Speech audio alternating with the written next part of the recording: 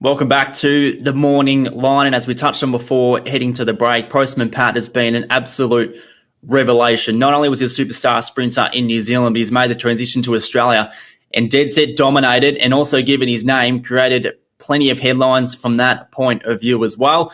I was lucky enough to meet the crew from Postman Pat, who had a trip to Melbourne just a couple of weeks ago, and one man, a part of his team, is Dylan Voice. He joins us this morning on the morning line. Dylan, welcome in, and it must be a massive ride at the moment to see your boy doing what he's doing here in Australia. Yeah, good morning. Thanks for having me. It's definitely caught me by surprise how good he's gone. Like, obviously, breaking him in and starting his career here, we definitely knew the ability was there, but he's kind of gone up a level than what I was expecting him to sort of do when he first got over there. So let's touch on the early part of his career. We're going to have a look at his first start, which he went really quick. He went 17:07 there at Addington over the 295 metres. And when you speak about him breaking in, when was the first sign that he gave you that he had some serious talent and could potentially go on and be a superstar sprinter? It was pretty early. Like, I always find the good ones, I'll let you know pretty early that they're special. But he sort of obviously had a few hand slips around Addington where that replay is. And then he went in the boxes for the first time and went to 17:30, which for their first look out of the boxes at Addington, very rarely do they go that good. And at the time, the other fella, Big Daddy, who's over in Aussie, he was probably breaking in a little bit better of the two. And then Pat sort of came over the top and probably put his hand up as the best breaking we had at the time, because we were breaking in a sort of a big crop at that time of 18, which is big for us. And they were obviously the two clear picks. But he was pretty early. He sort of showed us that he was going to be a very fast sprinter, and then we just sort of hoped he'd get a little bit more distance, at least the 400, and then hopefully step it up to the 500, which we did slowly. And we know for the whole team, the reason why they're in the sport is to be a part of greyhounds like this. And he was obviously in your care. You guys have done all the hard work to make him what he is now. So given all that and the thrill that you would have got yourselves racing Postman Pat in New Zealand, how difficult was the decision to make the call to transition him to Australia to continue his career? It was obviously for probably me and Anthony, it was quite hard, obviously, because we could have travelled him around to the Auckland Cup and a lot of other big races that had just happened, but it was probably just a no-brainer with the ability he's got to go over to Australia, because sort of this time last year we had a dog, Master Porthos, that he couldn't quite get the 500, but we were up in the air about maybe sending him there for the 400-metre races in the back, like in the countries and that. And he sort of just had a bit of a career-ending injury, and that kind of put pay to that. And we just thought if there's something else pop up that ever showed the same ability, probably wouldn't hesitate. And obviously he probably showed the similar ability, actually probably better, and it sort of came up. There was a nice offer after his last races. He got second in the Group 1, and we had a bit of a team chat with Jose and Donald, and probably thought, well, if you're getting offered that sort of money and turning it down, you probably got to go over there and have a crack. Yep, indeed. And talk us through him as a personality and a temperament, because, I mean, for human beings to sort of relocate, it's quite a challenge, and some of us just don't handle it. And particularly with greyhounds, whether it's going from kennel to kennel or state to state, they can all handle it in different ways. He's gone from one country to another. So tell us about his temperament and I guess the credit you can give him for handling the transition so well.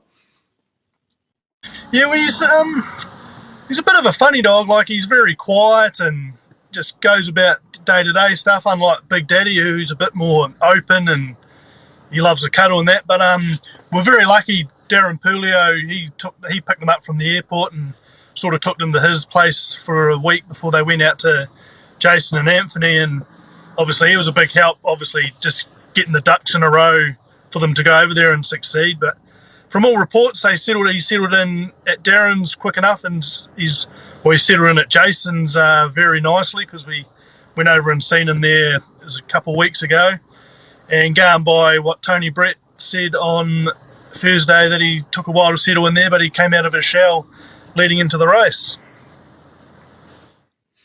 He's had 6 starts now in Australia for 6 wins, and all of them have been absolutely terrific. His debut on a city track was here behind me at Sandown, where he was just faultless from box number 1. He set a time of 29 and 12. You guys are lucky enough to be on track and enjoy him strutting his stuff. What sort of vibe is he causing over there in New Zealand? We're probably a bit distant here in Australia as to actually what sort of conversation he's creating in different circles. So we know how good he was over there. Has everyone made a transition, and I guess a lot of fanfare surrounding his career in Australia so far? Yeah, no, well, sort of everyone when you go to Addington, they're all blowing away sort of what he's doing over there. And he's always had a bit of a following, obviously because of the name. And my good mate Justin Evans, he's called him a few times at Southland. I think the call where he won that Group 2 from box 8 was probably one of my favourite calls of a greyhound. Like, he just gave him a real good call. But no, it's been good, and I hope sort of a lot of the people here sit back, and if they've got one good enough, they're not sort of shy to make the jump over the ditch. Yeah, well, certainly precedent has been set from that point of view, and now he targets one of the country's biggest races, which has seen such a surge over the past couple of years, being the Brisbane Cup. He stepped out into Prelude last Thursday night and put together one of the best wins that Albion Park has ever seen, getting near the track record and just been utterly dominant.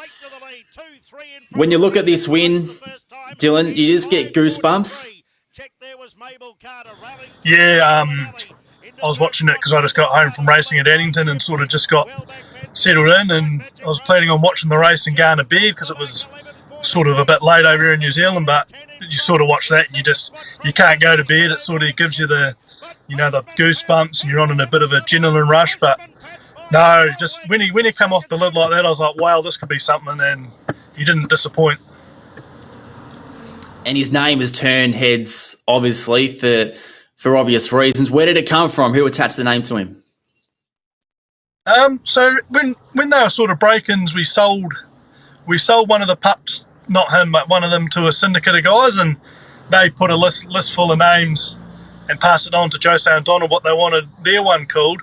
And Postman Pat and Big Daddy were both on that list, and Donald thought, oh no, I'm going to pinch them names for our ones, and they can just have, I think their one's called Donald's Choice. So no, he sort of pinched it off a syndicate of guys, and I'm kind of glad they used them for them 2 dogs, because you always like a good dog getting a good name.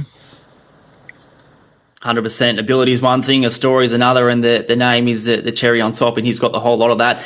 We've mentioned a couple of times that you did make your way over to Australia with the crew just a couple of weeks ago. Talk us through what you learnt from that. Sort of, you spent a lot of your life racing over there in New Zealand, but to come over for Australia for the first time and see the way things work, at least from a point of view at the 2 metropolitan tracks here in Melbourne. What did you learn and take away from the trip?